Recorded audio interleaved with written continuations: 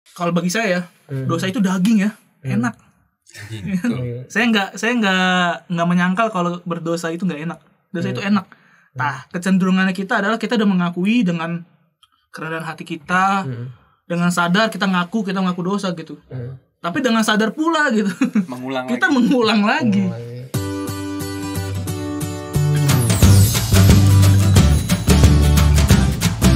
Halo sobat-sobat seperjalanan semua, kembali lagi nih kita bersama Romo dan para frater Projo Jakarta. Kita akan bahas pertemuan keempat BKSN ya. Tapi sebelum kita lanjut lebih jauh, ada baiknya kita awali bincang-bincang seru kita ini ya dengan berdoa terlebih dahulu. Marilah kita hening sejenak. Kita bersatu dalam doa dalam nama Bapa dan Putra dan Roh Kudus. Amin. Allah Bapa yang Maha Pengasih, kami sungguh bersyukur, kami sungguh berterima kasih atas segala berkat dan karunia-Mu. Teristimewa karena Engkau menghadirkan, Engkau mengutus Putramu, Tuhan kami Yesus Kristus, yang telah sudi dan rela menjadi sahabat bagi para pendosa dan juga bagi orang-orang yang bertobat. Ya Bapa, kami hendak berbincang-bincang bersama, merenungkan sabda-Mu. Semoga apa yang kami renungkan ini dapat sungguh berguna bagi kehidupan kami dan dapat mengembangkan diri kami. Doa ini kami sampaikan kepadamu ya Bapa, demi Yesus Kristus Tuhan dan sahabat seperjalanan kami. Amin. Santo Yohanes Paulus II. Doakanlah kami. Dan Bapa dan Putra dan Roh Kudus. Amin. Oke, kita langsung aja dengerin Kenalan bacaan. dulu. Oh, kenalan dulu bener. Kenalan dulu dong. Kenalan dulu. Nggak kenal maka tak sayang. Tidak kenal maka disayang. Iya. Saya dulu. Iya, boleh. Perkenalkan, nama saya Frater Bayu dan ditemani oleh Saya Frater Regi dan juga Saya Frater Anton Baur. Wah. Saya pastor deh. Saya Romo Paling Anton awet Baur. muda ya. Iya, Anton Baur. awet muda. ini nanti ini Romo Anton Baur adalah Romo Adalah apa? moral Kristiani, ahli moral pasca kehidupan. Pas sekali dengan tema kita. Pasca kehidupan. Tema kita tentang pertobatan. Oh, iya. Tobatan. Bayu mau bertobat? Frater Bayu. Wih, jelas. Oh, iya. Yaudah, kita mulai bacaan dulu ya. Ya, Mulai bacaan. Frater Bayu. Kita berdasarkan dari kitab suci, lalu dikuatkan oleh Romo Baur. Bacaan dari Wahyu 3 ayat 14 sampai 22.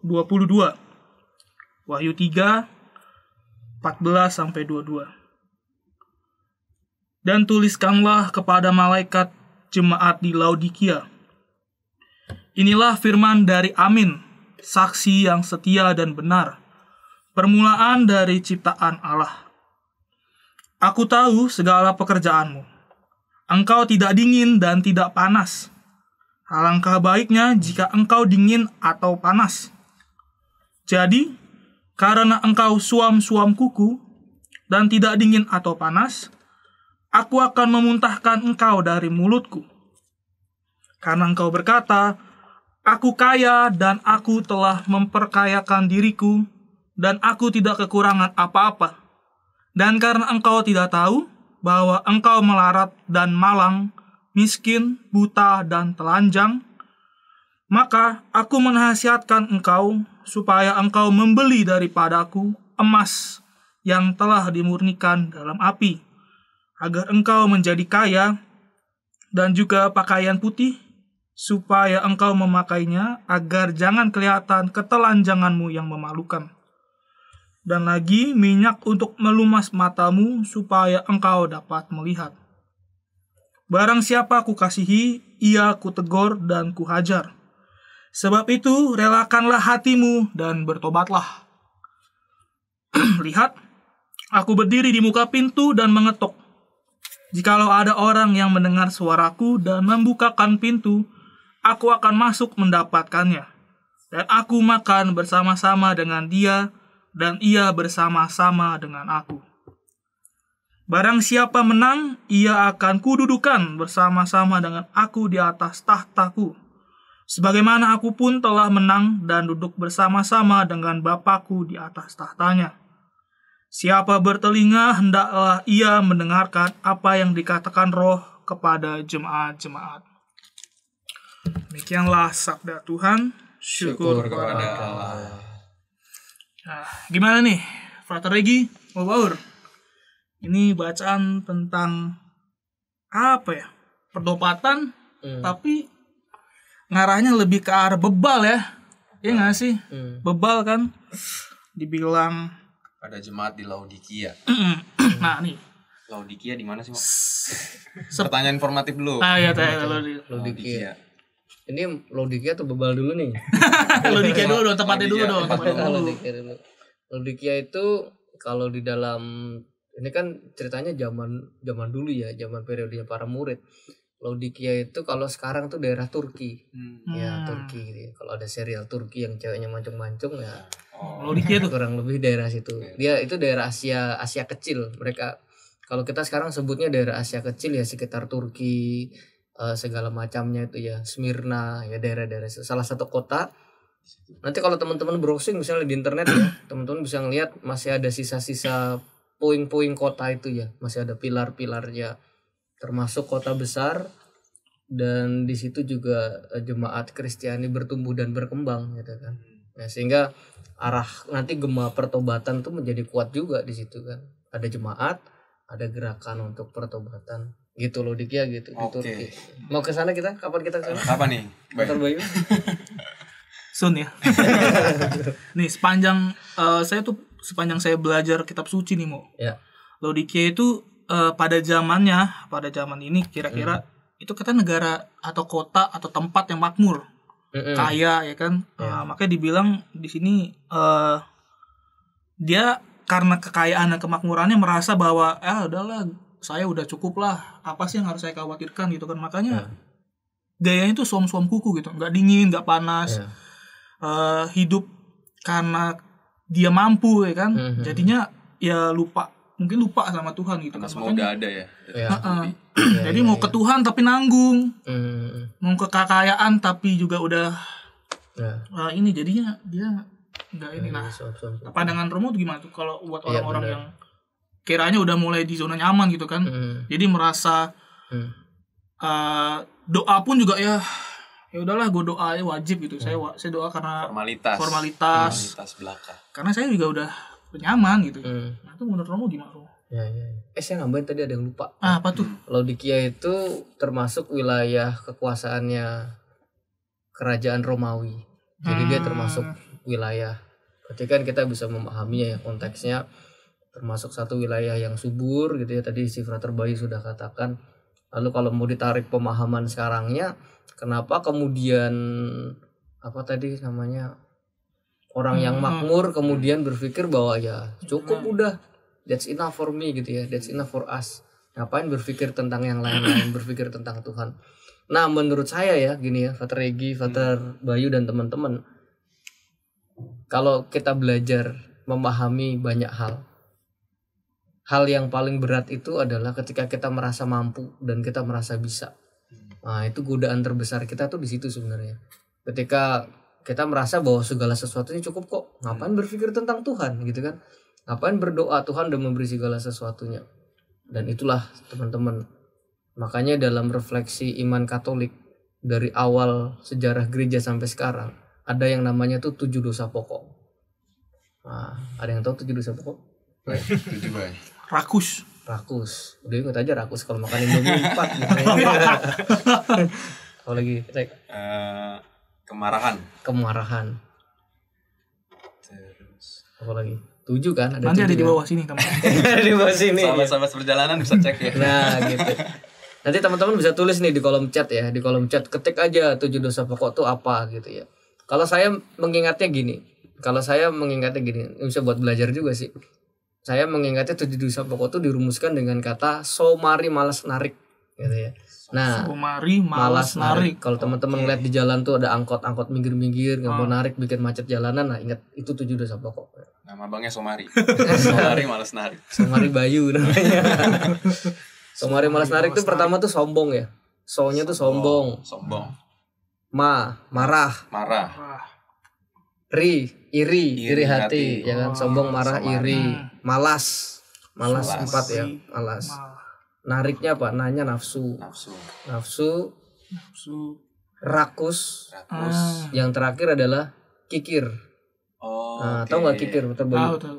Kikir apa kikir? Pelit. Pelit kayak Betul. iya pelit Kayak banget gitulah. lah. Ya betul. Pelitnya Kikir pelit tuh pelit banget. Kikir tuh bukan buat Makanan. najemin gergaji ya, Iya. lain itu ya. Bisa ya. Kikil Kikil, makanan itu. makanan. Kayak lagi lapar. Terbaik makanan gitu.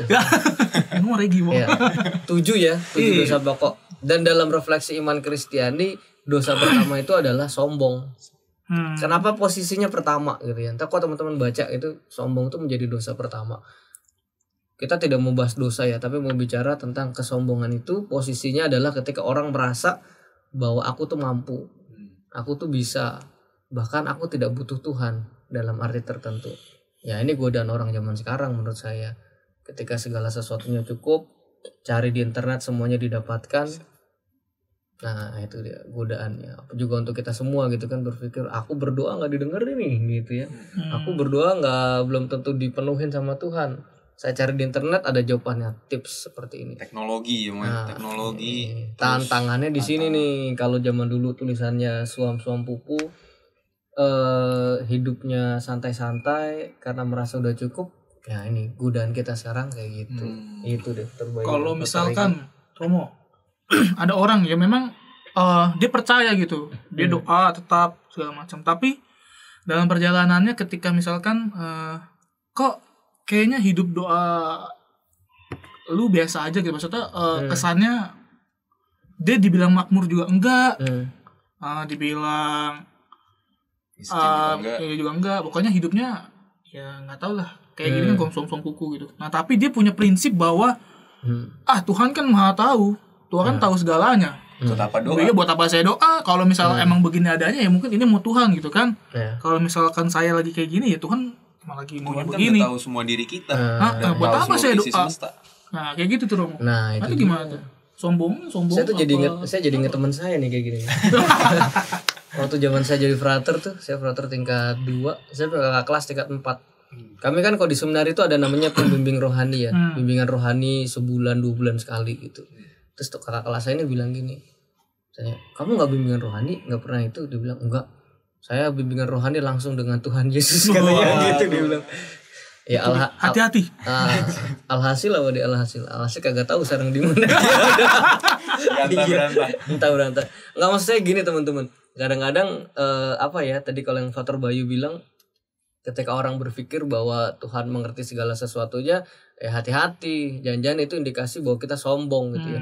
Merasa Tuhan mendengarkan kita merasa disayang Tuhan pasti gitu ya. Tapi ketika kita memposisikan diri kita sebagai orang yang superior gitu ya, lebih tinggi, nah itu godaan, menurut saya godaan, sehingga kita menjadi kurang rendah hati, merasa tidak perlu pertolongan orang lain gitu, merasa tidak perlu juga. Atau terlalu over ini ya, terlalu percaya diri gitu ya, over confidence gitu ya. Bahwasanya ya gimana terus kan itu kan situasinya Laodikia nih tentang kekayaan, makmuran. Nah, sekarang kita mau masuk ke situasi pandemi Covid.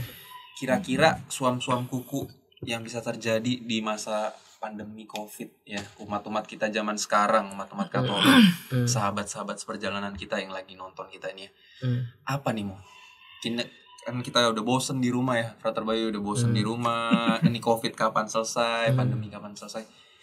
Kadang-kadang kan mau doa juga udah males, doa juga udah novena, apa segala novena tuh udah sudah semua diikutin, semua dilakukan. Apa nih suam-suam kukunya?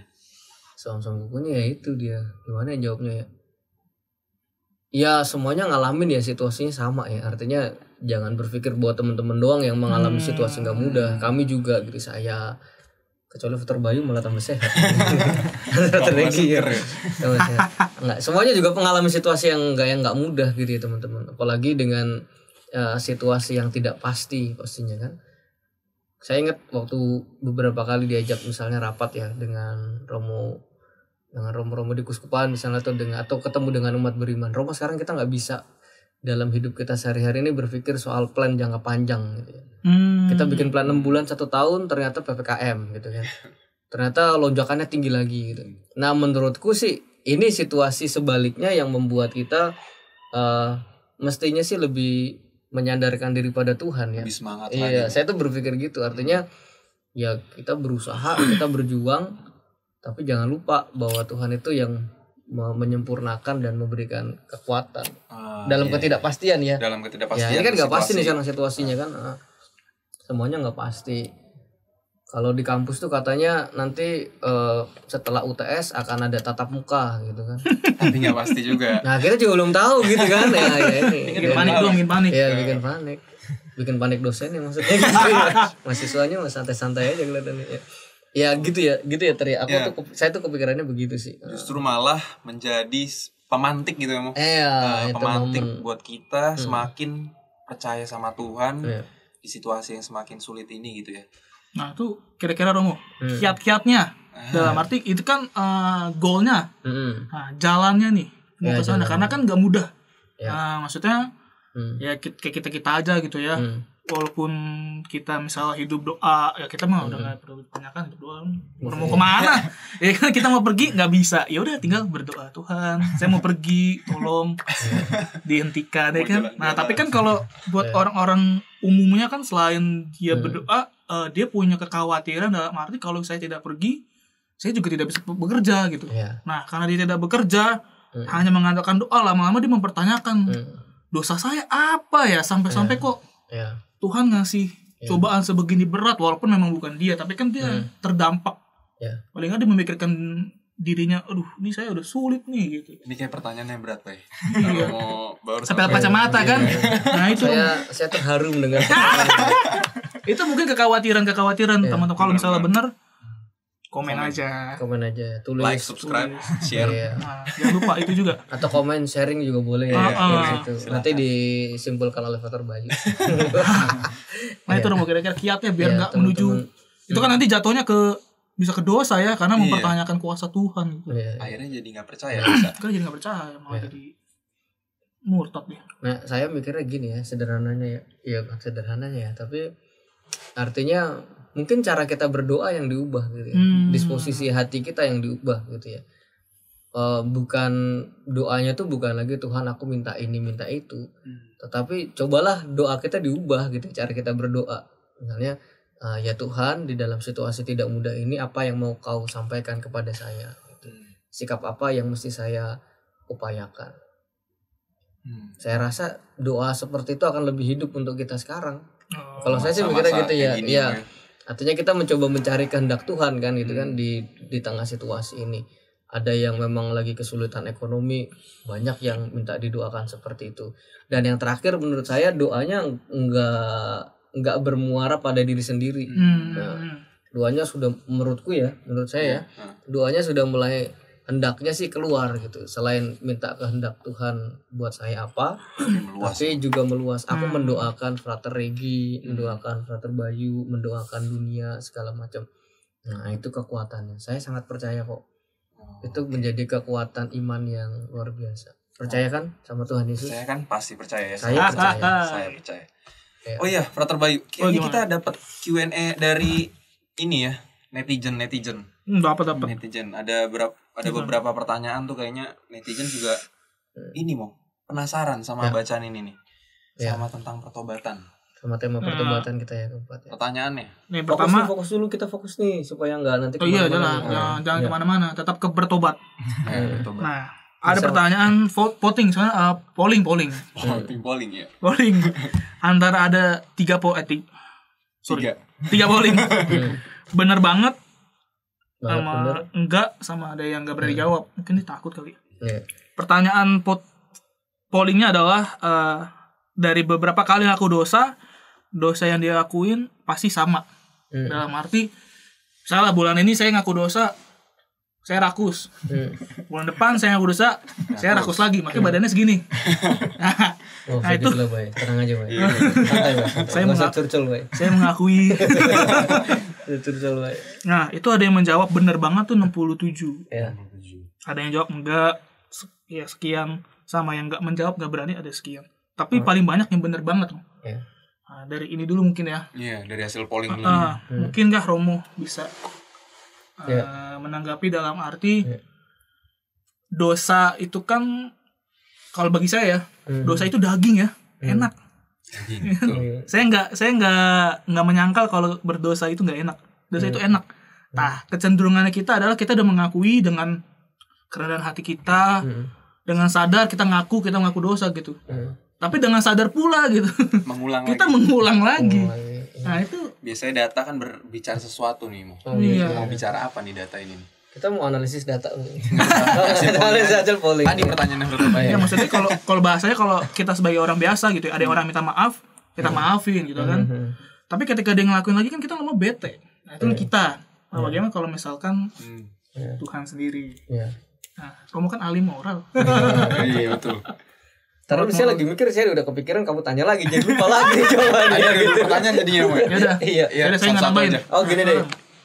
Apa saya berangkat dari pengalaman saya. Ini kan kalau sebagai imam kan ada rahmat yang sangat istimewa dalam diri seorang imam, yaitu yang punya anugerah untuk mendengarkan pengakuan dosa. Itu kan. Dan terus orang tuh tidak jarang ketika pengakuan dosa mengatakan ya dosa saya A. Saya menyesal karena bulan lalu saya berbuat A, bulan ini berbuat A lagi. Saya akan dengan mudah mengatakan gini, syukur kepada Allah bahwa dosamu sama. Artinya kamu tidak semakin kreatif dalam dosa. Ya kan? Itu poin yang paling penting. Artinya misalnya dosamu rakus sekarang gitu kan, bulan depan ya aku lagi udah rakus, terus kikir lagi. Gitu. Aduh, nambah lagi. Bulan depannya nambah lagi. Di satu sisi ya bukan mengatakan bahwa berdosa itu dibenarkan gitu ya, tapi di satu sisi bersyukur bahwa kamu menyadari, kita menyadari ini titik lemah kita. Ya kan? Karena saya tuh percaya gini ya, ada tiga ciri dosa itu ya. 3 ciri dosa. Yang pertama tuh dosa itu kalau kita lawan dia lemah, kalau kita biarin dia kuat. Nah, ini ciri pertama nih gitu kan. Misalnya godaanku paling besar adalah makan banyak misalnya gitu. Makan banyak tuh nggak dosa sih sebenarnya gitu kan. Tapi kalau makan makanan temennya, nah itu baru jadi masalah. Gitu. Sampai sisi rumah nggak makan. Nggak makan ya. Berarti kan pertama harus sikapnya jelas tuh. Bahwa dosa tuh kuat kalau kita lawan, lemah kalau kita kuat kalau kita biarin, lemah kalau kita lawan. Pertama kan itu. Dan ciri yang kedua itu dia tahu di mana titik lemah kita. Makanya kan cerdik ya tidak jarang dosanya dosa yang sama. Aku mau jadi orang yang nggak mudah marah misalnya gitu ya untuk pertobatanku. Tapi lagi chat di grup gitu ya, tiba-tiba ada yang komennya nyolot gitu ya, langsung emosi lagi gitu kan. Ya. Kepancing. Ya karena setan tuh tahu di mana letak kelemahanku gitu. Dan yang ketiga kan cirinya dosa tuh kalau itu salah pasti disembunyiin. Nggak ada yang ngomong misalnya Frater Regi salah buat dosa ya, cerita aku nih kemarin berbuat dosa begini. Nggak ada siapa orang gitu ya. Makanya ini kita perlu hati-hati kayak gitu ya, Frater Bayu, Frater Regi dan teman-teman. Menurut saya yang penting adalah bersyukur kalau kamu sadar kita punya kelemahan, dosanya di bidang A. Jangan berhenti untuk terus mengakukan itu dan melakukan pertobatan. Kalau bahasa saya sih itu ya kita akan sangat menghargai baby step kayak bayi itu ya. Bayi kan bisa merangkak, lalu kita apresiasi kalau dia udah mulai berdiri. Wah hebat itu. Juga dalam pertobatan juga gitu menurutku. Kita akan menghargai setiap langkah pertobatan. Mungkin dulu berbuat dosanya seminggu full. Nanti kita mulai bertahap. Ternyata udah 5 hari, berarti kan hebat gitu kan. Progres ya. Menurut saya itu juga perlu diapresiasi gitu. Berarti bukan karena orang itu terus-menerus berbuat dosa yang sama maka itu salah, tapi lebih ke arah kita harus rendah diri gitu ya, rendah hati ya. Mengakui bahwa ya kita nggak bisa terus-terusan kayak berusaha kamu dosa itu aja, berarti kamu nggak konsisten nih. Karena kan kita kelemahan tetap ya semua ya. Tapi kita sadari kelemahan kita dan tetap kita akui gitu kan. Walaupun itu sama ya, namanya juga kelemahan ya. Mohon maklum gitu kan, semua manusia punya lemah. Jangan mohon maklum lah, tetap harus ada sesuatu. Sesuatu diusahakan kita untuk melampaui itu. Tetap gitu itu. Berarti begitu ya teman-teman. Saudara-saudara seperjalanan. Jangan jatuh kepada, sorry ya Ter ya. Saya potong ya. Supaya kita nggak jatuh dalam sikap permisif gitu. Ya udahlah nggak apa-apa. Nah, itu bahaya iya, tuh. iya, Itu betul. paling bahaya.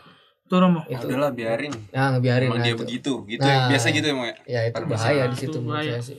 Oke. Tadi yang sikap hati Allah tuh tadi kayaknya belum dijawab. Kan kalau kita kan ada temen salahnya nyolot, kita maafin. Terus 2 menit kemudian nyolot lagi. Kan aduh nih orang Digebok kalau bola. Allah kan kita minta maaf. Minta Iya. maaf, pengakuan dosa. Iya. Terus dosanya bulan depan pengakuan dosa lagi, sama lagi. Allah tuh gimana sih?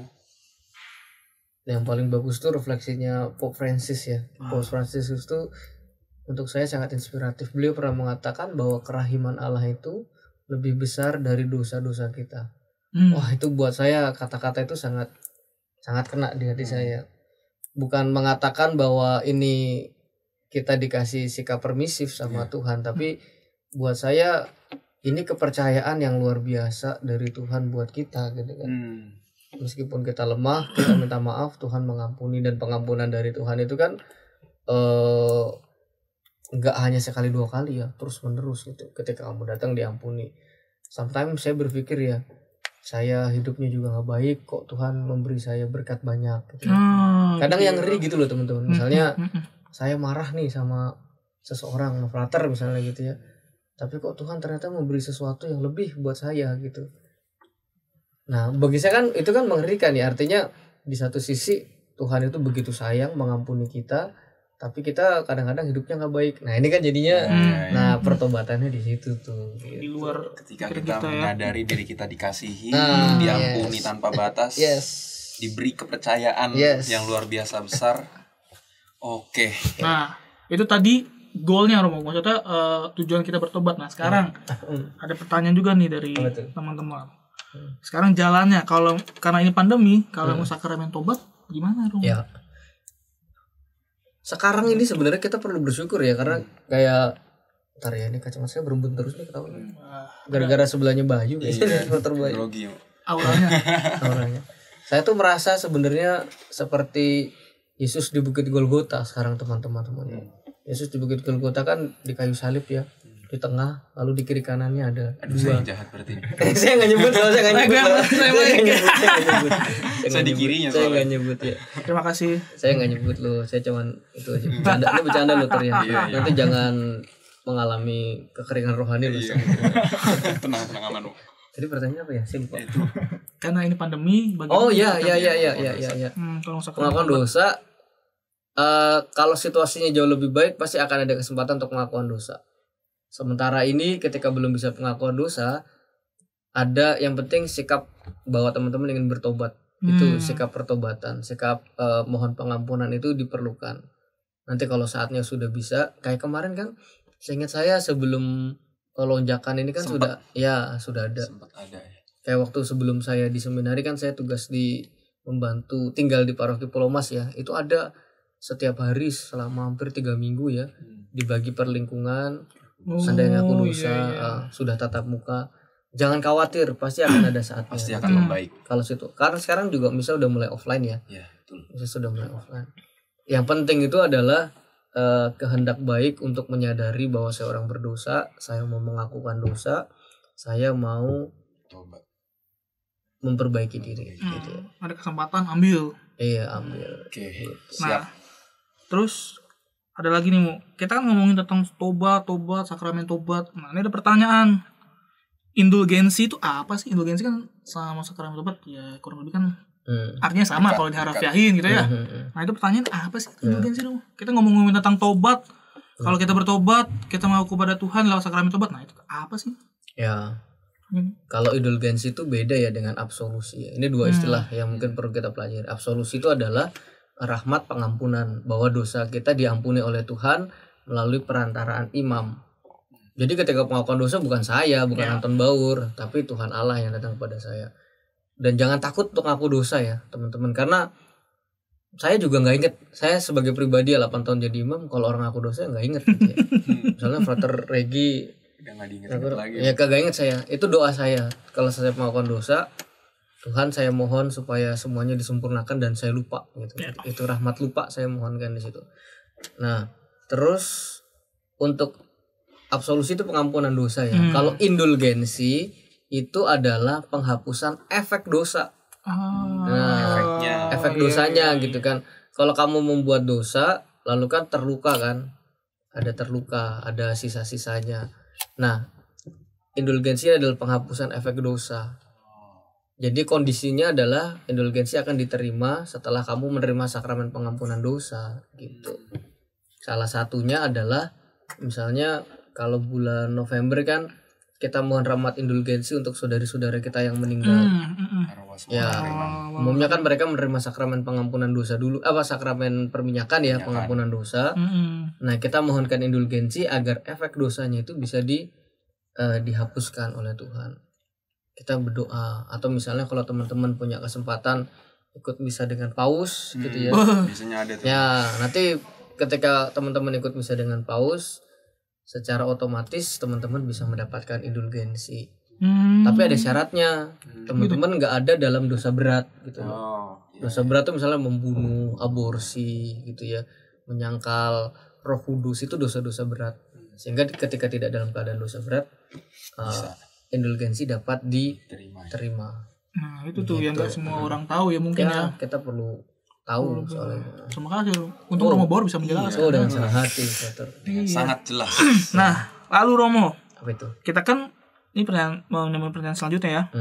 Kita kan mengaku dosa atau enggak memohon pengampunan itu kepada Tuhan Yesus ya. Nah, mengapa pertanyaannya, mengapa Yesus menjadi sahabat pendosa?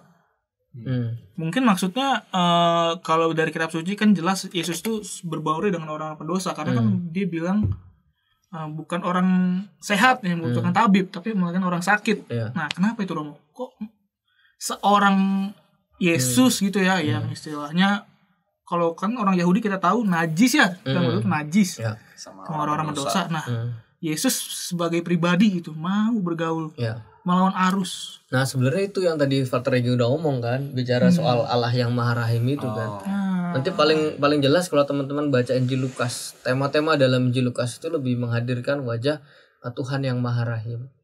Artinya Tuhan yang pengampun, Tuhan yang kemudian datang untuk mendekati mereka yang rapuh dan berdosa. Kita semua kan rapuh ya teman-teman ya. Nah, disitulah menurut saya kenapa Yesus datang untuk orang berdosa. Artinya kalau untuk orang baik kan ya udah selesai gitu kan. Tapi kalau untuk orang berdosa artinya kita bisa melihat betapa baiknya Tuhan Allah. Nggak cuman orang baik yang didekati, tapi juga orang yang berdosa, supaya yang berdosa ini juga bisa jadi hidupnya lebih baik lagi gitu. Mungkin seperti mengajarkan kepada kita untuk bahwa biasanya ya orang berdosa itu kan dikucilkan ya dalam arti karena tidak seperti masyarakat pada umumnya kan. Nah, Yesus mengajar kita untuk kita juga menyentuh gitu mereka ya kan, menyapa karena biar mereka tuh juga bahwa ternyata tuh saya masih dikasihi saya masih. Nah itu untuk jalan biar mereka bertobat ya di situ ya. Iya. Emang Tuhan Yesus ya itu kita bersyukur hebat dan harus bersyukur jadi orang Katolik. Menurut saya ini pokok iman yang luar biasa. Yesus kaulah andalanku. Ya, amin. Nah, lanjut Romo pertanyaannya. Banyak banget pertanyaannya. Ada dua lagi. Ada lagi. Ya, yang ini nanyanya apa arti iman dalam kaitannya dengan pertobatan? Apa artinya iman dalam kaitannya dengan pertobatan? Mungkin ini muncul karena saya juga beberapa ketemu orang gitu ya. Dia bilang memang sakramen pertobatan atau kita bertobat gitu lewat Romo itu benar diampuni ya? Kan bisa dibilang ya itu tergantung imanmu gitu kan. Kalau kamu memang beriman dosamu diampuni melalui perantaraan Romo, maka akan terampuni. Nah itu gimana Romo? Ini kan ditanya peran iman nih. Arti iman dalam kaitannya dengan pertobatan. Ya. Dr. Regi tolong bantu saya jelaskan apa arti iman dalam keterkaitan dengan wahyu. Wah, ini ujian komprehensif nih. Untung saya belum komprehensif. Iman dengan wahyu. Jadi wahyu itu kan dari Allah kepada manusia dalam wujud Yesus Kristus yang hadir ya. Tadinya dalam nabi-nabi gitu ya.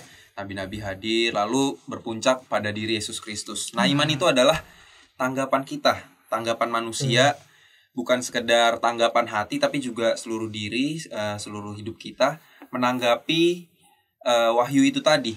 perwujudan kasih Allah dalam diri Yesus Kristus yang menyapa kita, menebus kita, dan juga mengasihi kita sepenuh-penuhnya. Jadi iman itu adalah tadi itu, tanggapan kita atas perwahyuan, atas kasih Allah yang begitu Ya. besar itu.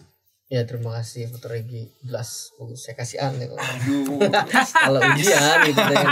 Tapi sebenarnya gini teman-teman ya, secara sederhana sebagai orang Kristiani kita punya pola hidup Kristiani itu dalam pola komunikasi. Kayak misalnya saya ngomong Pater Bayu. Nah, Pater Bayu kan langsung nengok. Nah, itu sebenarnya itu wahyu. Tuhan menyapa kita. Lalu di sisi lain ada namanya iman, kita memberi tanggapan. Makanya tadi pertanyaannya kan apa hubungannya iman dengan pertobatan? Iya. Ya artinya kalau kita sudah mengalami Tuhan memberikan banyak hal kepada kita, Tuhan sayang sama kita, ya itu apa yang harus saya lakukan gitu loh. Apa saya mau hidup di dalam kelemahan dan dosa saya, atau saya mau melakukan pertobatan. Ketika Yesus sudah mengatakan aku adalah sahabatmu gitu kan, apakah saya mau melukai sahabat saya atau mau melakukan sesuatu yang lebih baik? Itu poinnya sih, itu bagi Pater Regi. Berarti kayak Tuhan udah ngasih kesempatan nih, saya ngasih Yes. kesempatan ngaku dosa. Nah, Yes. you take it atau leave it. Gitu. Ya, itu poinnya, kita punya kebebasan untuk memilih. Iya, Tuhan memang Tuhan baru ngasih banyak kesempatan ke kita. Nah, pertanyaan terakhir Romo. Pertanyaan terakhir. Keputusan Romo untuk memberikan penitensi setelah pengakuan dosa didasari oleh apa? Kan ngaku dosa Kadang-kadang katanya- suka beda-beda ya. Iya, Romo. kan Tuhan yang lewat jalannya Romo, lewat Romo sebagai perantara. Tapi ngomong-ngomong nih, teman-teman tahu gak nih penitensi itu apa? Nah, penitensi kan, tadi apa ada dulu? banyak ya, indulgensi, ya, absolusi, absolusi, penitensi. penitensi. Beda-beda nih Romo ya. Beda-beda. Tadi absolusi sama indulgensi udah. Ini Penitensi. penitensi. Jadi kalau ngaku dosa itu kan biasanya ada rumusan doanya ya. Saya menyesal atas dosa-dosa saya mohon absolusi dan penitensi. Penitensi itu adalah mohon silih. Teman-teman tahu nggak silih? Silih itu kayak kalau gampangnya Denda. denda ya. Kita Dendanya, berbuat dosa lalu diampuni, kita ada denda yang mau kita lakukan, itu apa? Itu penitensi. Oke. Ya, penitensi itu adalah silih konkret yang mau kita lakukan apa. Ya. Kalau saya pribadi ya, ini saya jawab secara personal ya. Kami sebelum menjadi imam itu ada yang namanya ujian ad audiendas. Itu ujian kelayakan apakah seorang imam ini dinilai cukup bijaksana untuk mendengarkan sakramen pengampunan dosa. Itu bisa nggak lulus, bisa nggak lulus gitu. Kalau dianggap nggak lulus, dianggap nggak bijaksana, ya belum tentu bisa jadi imam juga. Bisa ada kayak gitu kan. Ya ada. Nah tapi itu dari sisi formal ya. Tapi dari sisi personalnya, kalau saya ketika menerimakan sakramen pengampunan dosa, saya biasanya berdoa dulu. Saya nggak bisa langsung sebentar, misalnya semenit 2 menit. Saya duduk, doa saya adalah, Tuhan, saya menjadi wakilmu untuk mendengarkan sakramen pengampunan dosa. Itu terus semoga engkau memberi saya kebijaksanaan. Nah itu biasanya itu doa saya. Nanti mereka ngaku dosa, ada penitensi yang diberikan. Itu biasanya saya lebih mengatakan penitensi paling utama adalah kamu mau memperbaiki diri. Wujud konkretnya apa? Itu. Misalnya harus konkret, jelasnya apa. Jangan berhenti pada menyesal doang, tapi kan harus. Nah setelah itu baru disertai dengan doa-doa yang bisa diberikan. Beda-beda. Ya tergantung situasi batin orang itu. Tapi yang penting jangan lupa Tuhan itu Maha Pengampun.